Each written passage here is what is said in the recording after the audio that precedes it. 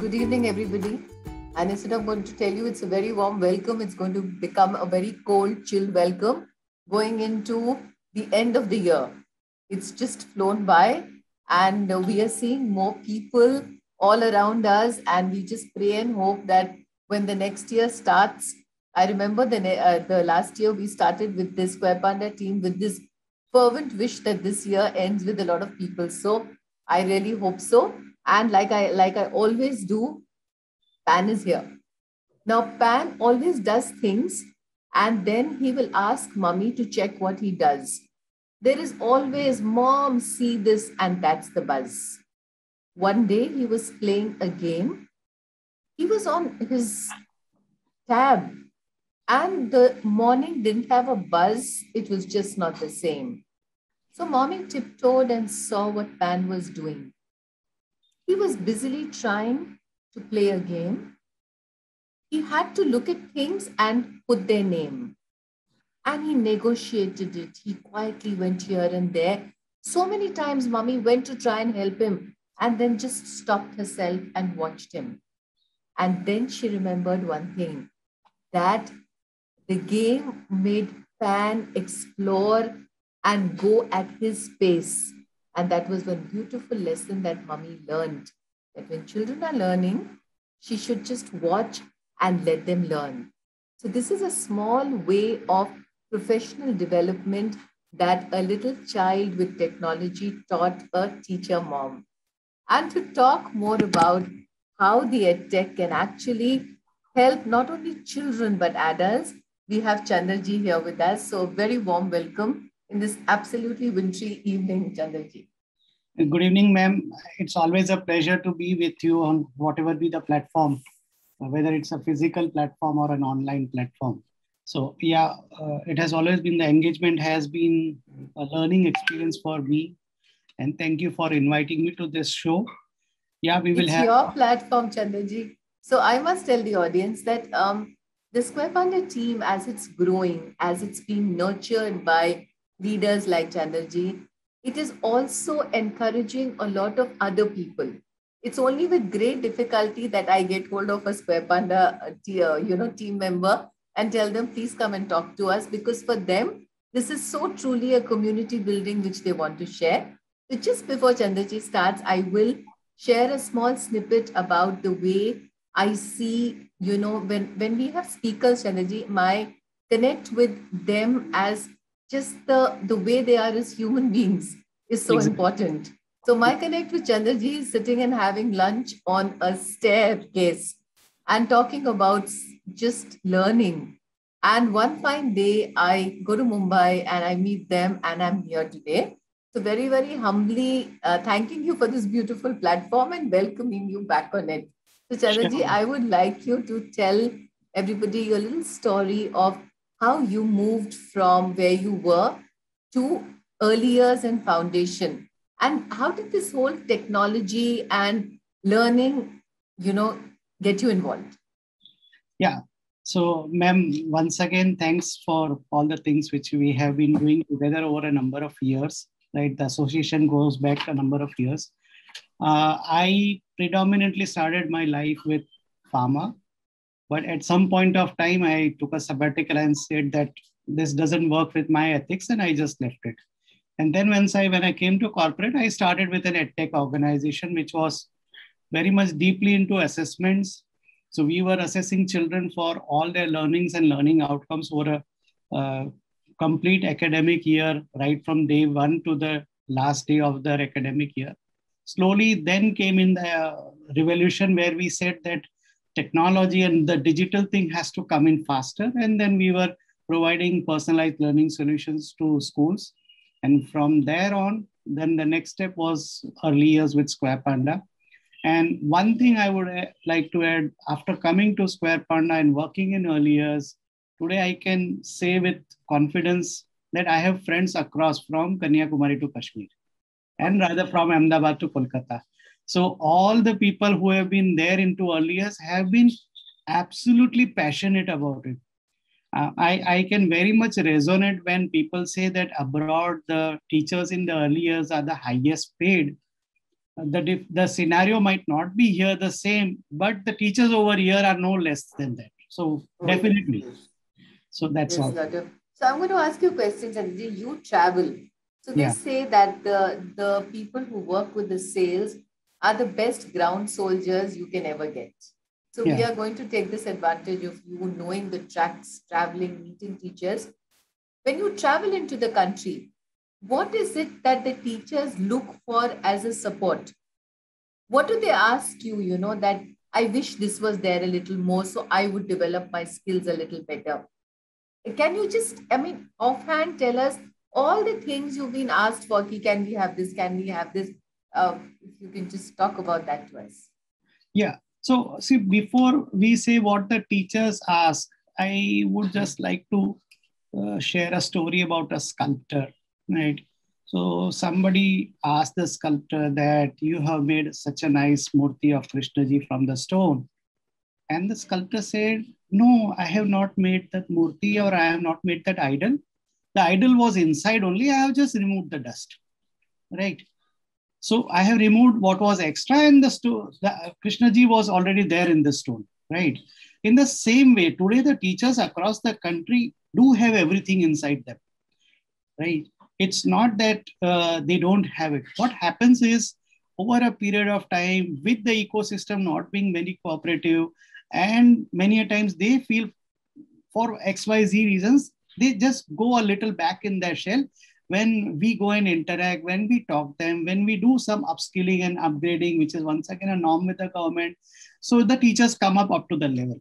What they do need is not the content, but many a times the new learning techniques, the new way in which they can be taught, and that the way the transfer of knowledge can happen. So the teaching learning exercise is very sector-cent, and every teacher has got a different way of teaching, right? So these are the small skills, and these are the skills which the teachers are definitely looking forward to, and they want a facilitation of the transfer of knowledge to happen smoothly, so that the learning outcomes of the class can go up. That is one thing where the edtech people come into the play. Yeah. So also with with the shutdown happening and EdTech actually coming to the rescue of so many teachers, uh, do you see a big quantum that says that even though we come back to real-time classroom, which is a necessity, but as my skills, I am ready to continue using the environment and EdTech to grow? Because the first thing, Chandraji, as I am a teacher facilitator, the first thing I found people resistant with is when we handed over a digital tool to them. Yeah. He said that please register and please use this for your. In fact, just before I started the session today, I had a session. And the first thing I asked them, so have you leveraged the technology? Because you're working so hard, but we've given you everything. Do you also notice this sometimes, that in spite of everything, the leveraging is not as much as it should be? Or do you feel that no, they are leveraging as they should? See, I would like to say, see, everything much is also less, right? How much is too much? That is the question I always ask, right? So how much the teacher is leveraging, she has to improve on a day in and day out basis, or he has to, let us be gender agnostic, he or she has to improve day in and day out, and they have been doing it. Sometimes the tech people come in and grow faster than the teachers. So yeah, there we might find a lag, but yeah, the teachers are catching up on, and they are trying to deliver their things. And also let us understand that they don't have all the resources available, right? It's not that they have got every resource in the world available for them in a limited time which they are doing. There are many things apart from teaching which a teacher is doing, right? From taking attendance in the morning, from disciplining, to talking to the parents, parent engagement.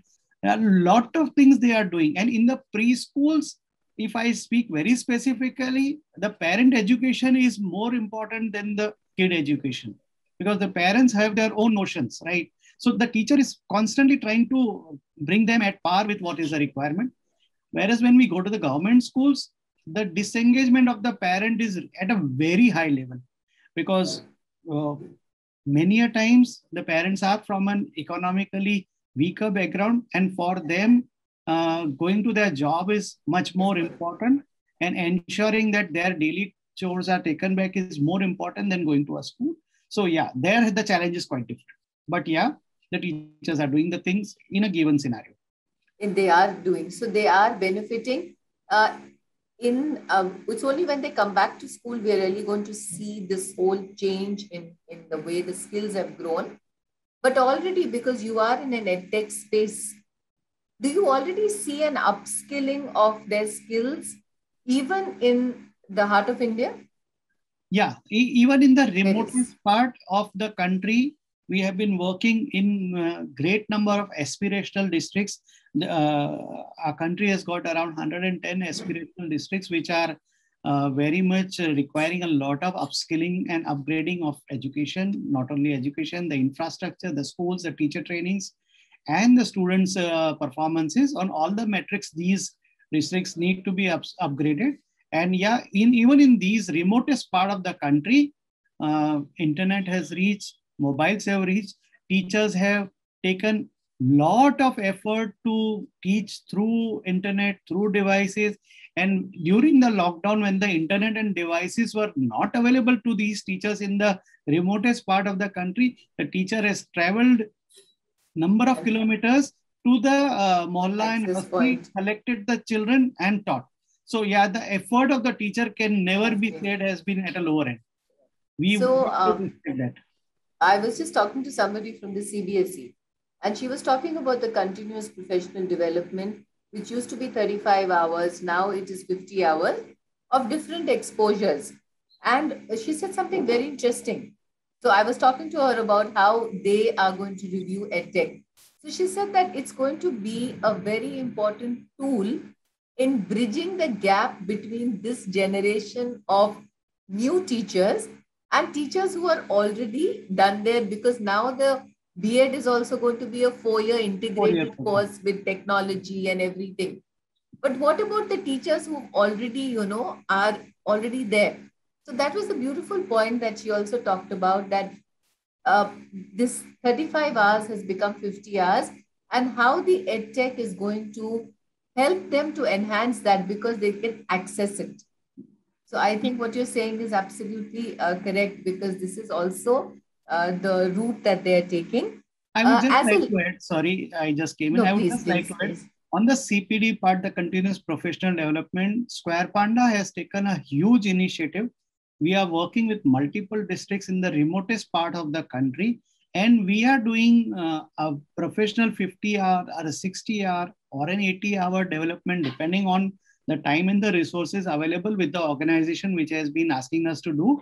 And we have been doing this CPD where we are not only talking of getting the teachers into teaching learning exercises, we are also ensuring that the teachers get well versed with the ICT tools which are available, whether it's Zoom, whether it is the rest of the things which are available now, how these teachers can leverage the technology and ensure that the teaching learning happens more smoothly.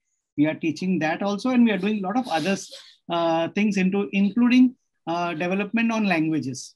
So how to Wonderful. teach the multiple languages, the FLN part, we are also focusing on that within during these trainings. Yeah. So normally when we talk about, educational technology, many times it's interpreted as gaming. Yeah. Just having this whole game put forward. But I thought that it's a good time to discuss what kind of tools does an educational technology offer to children, and how with those tools, somewhere the teachers are learning as well, because you have a vast experience on this. So if you can just talk about tools for children, the education technology tools, and how you've seen the tools for children actually becoming the developmental tools for the teachers. Right. So first and foremost, maybe you and I both belong to that generation where gaming was seen as a sin. Oh, Right. yes. Right. So the first thing I would like to stress upon is, if the child is playing or is into gaming, what's wrong in that? Right. Let's first see that the child is a child. If he is into a game, it's a good thing, because any game, whether it's physical or digital, you learn many things. right? The cognitive abilities, the hand and eye coordination, the skillings, many things improve, right?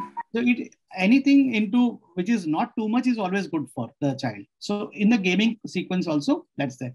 Now, when we talk about the edtech solution which comes, many times what we find is we have gamified the solution where the child doesn't feel that he's being taught, but he learns, right? So it's a subconscious level of learning which happens automatically and which is retained for a very long time, right?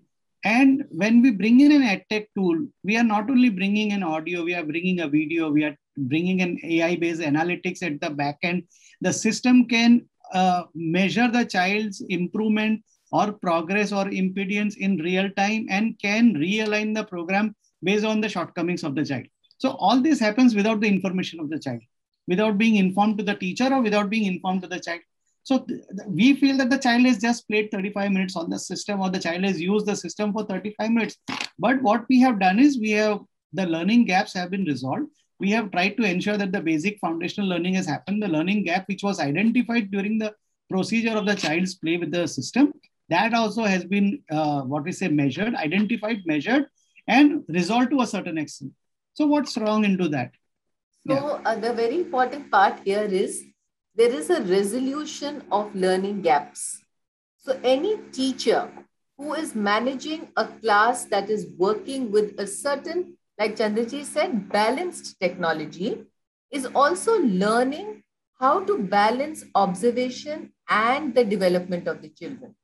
I hope I'm right, Chandraji, when I'm saying this, because after what you have told me, I am thinking if I have children around me for a short period of time who are actually navigating through a process, and I am watching it as a teacher, each one will be at a different level. I can't handle it individually if I'm doing a class. Right. But when I'm watching this as a professional, facilitator for teachers, I'm excited because I'm looking at it and saying, oh my God, look at these children learning at a pace, and I am becoming more comfortable growing my observation and skills, which would have taken me much longer to do. Am I right on that? Yeah, absolutely. I'd just like to add something. What happens is when you are on the interface, suppose there's a lab session going on, 40 of your children are working in the lab and you are sitting on your computer. First and foremost, we are resting your vocals.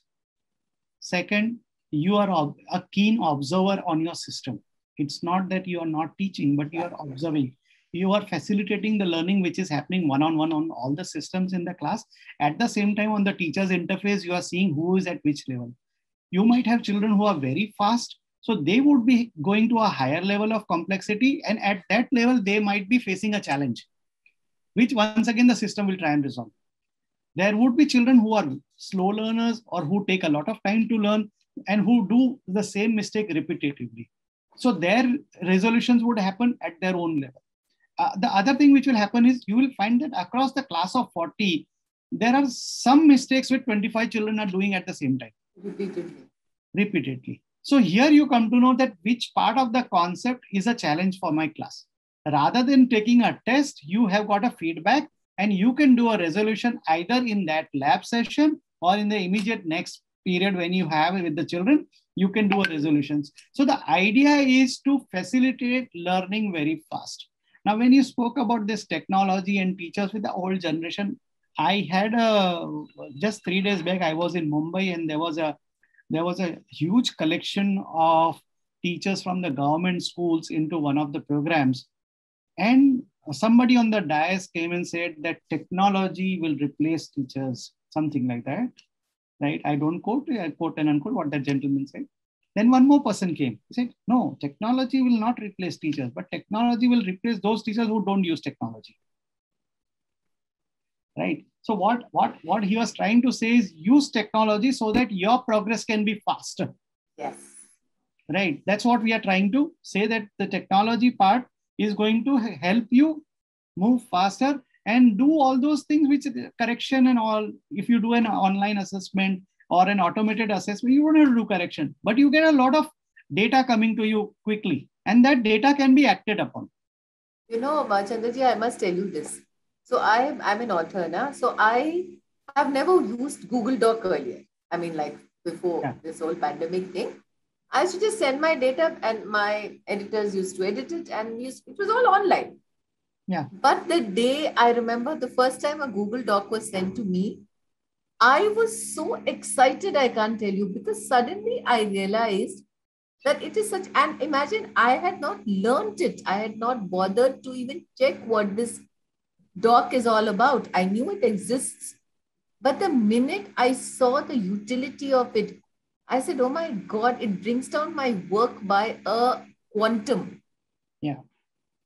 So these little things on technology, and this is why I wanted to invite you, not to talk about gaming, not to talk about courses on technology, but just to tell the teachers that if you create an environment around you which is technology driven, you will improve your skills. I think that was what I kind of, and the Yeah. way you explained it, I could actually visualize children sitting all around me and Yeah. saying, yeah, so yes. And another thing I thought we could talk about is that when I need help, and I can't reach help, how does this whole thing of the experts, the questions, I know you have systems in place which are like a channel where questions come and you bring in expert answers. Could we talk a little bit about your chat boards and how you enable teachers? Yeah. So what we have been doing is we as a company want to always assist teachers into excelling into their profession, right? And we want to be the facilitator. Many times what happens is there are some concepts where a teacher needs some supportings, some documents, some videos, some webinars, some material where she can go through so that it helps her to deliver that lecture or the lesson better to the kids. So what we have designed is we have designed a chatbot which works with artificial intelligence. And what happens with all these things is the teachers are not used to gizmos and they don't have all the devices in their hand. Let us practically, Sonia ji, you and I have been into a school day in and day out. Right from 7 in the morning till 3 o'clock, the teacher is busy. She doesn't have that time, even of 5 minutes between the two periods where she has to just run from one, what we say, class to the other. Maybe you will find one class is on the first floor, second is on the third floor. So the teachers are running. Let us appreciate that. So they are busy. In that busy life, how we can solve their issue? So what we have created is we have created a system which works on the mobile. It works on a smartphone, on a WhatsApp kind of a system. We have given a unique number to the teachers and they just dial it and say hi. And the system then responds to all the teachers and it helps them. So whatever she wants to learn, there is the artificial intelligence based system which keeps on responding to the teachers and they can put in their queries. If the system has got an answer to it, it will immediately serve it to the teacher. If it doesn't have, then by next day morning, the experts would get back in connection with the teacher and share the details. So that's one thing which we have created for our group of schools where we have been working and for the government schools where we've been working. So this chatbot has become a Square Talk, we call it. And this Square Talk system has become something of a very interesting thing for the teachers to learn on a daily basis. And the best is it's on WhatsApp. It's very fast and everybody has an access to WhatsApp. Yes, this is something which then definitely, and then they don't have to register anywhere and they just go ahead with. Yeah. And another thing that I also see with people sometimes is they're waiting for the perfect moment to actually start upgrading themselves. This is now, I need this, and now I'm going to upgrade myself. So, what have you got to say for that? Yeah, you touched upon a raw nerve because there is never a right time to do the right thing. Any time is the right time to do the right thing. I'll tell you, people many times are into their own boxes, right? I'll give you a very simple example. World Cup was on for the last few weeks. Yesterday also we had a match with some New Zealand and all. There is always a boundary line in the cricket match. If your ball falls 1 feet below the boundary line, you are out. And if it falls 1 feet out of the boundary line, you get 6 and a reward, right? So the differences are very thin in the life. And those who don't operate on the boxes, they always are out of the boundary line. So the system is never going to be perfect. Whatever be the school, whether it's an IB school or a CBSE school or a state board or a government school, system is never going to be perfect. We need to keep on performing better and make the system better. However better it is, we still need to make it more improved system. More robust, right? Yeah. So a nice loud message that tells everybody who's listening that please don't wait for the perfect course, the perfect thing. Pick up, explore, and use this big world of technology to grow your skills. And, a lot of times when you're not able to get through, Chandragi, there's this, I'm not able to get through a thing, I'm not able to understand it. There is also a sense of kind of, I don't want to do this. This is not for me. Then what happens? Are there tools where the teachers can actually be empowered and they can reach out and grow? Yeah, so there are always see what in the early childhood system, what we have seen, the community is very strong. See, you need to be a part of the community. So whenever you get stuck up in that community, there would be somebody who has an answer to your question, and somebody who would have faced that question before you. The other thing is when you have Edtech support, you can always, the way we have put up a Square Talk system where somebody can just ask us the question. But I would always say the initiative has to be inside the person. You need to ensure that you keep on growing, you try and find a solution on your own. I would always suggest that. And the best thing is, one thing is there, as a professional, as a teacher, you are improving lives of children on a daily basis. The satisfaction of that can be ultimate, right? A doctor might be healing a patient and all those things, but he doesn't create a good life for the patient. Here, the teacher is creating that life on a daily basis, improving it brick by brick, layer by layer. So the self-motivation for the teacher cannot come from outside. You have been doing a stupendous job as a teacher.